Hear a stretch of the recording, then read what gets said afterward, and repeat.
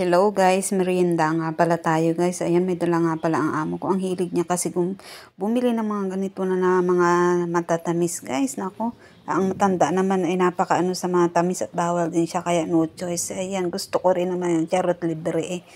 Ayan, at napakarami din nga pala guys na dala niya mga cake dito kasi malapit na nga pala ang Mooncake Festival sa Martes na, kaya yan, want to sawa ako sa pag-ano ng cake. Ayan, ang aking alaga naman, ipatikim-tikim laang. Yung iba dyan ay nakain na namin, guys. Ayan, ang dami niyan. Ang sasarap niyan, guys.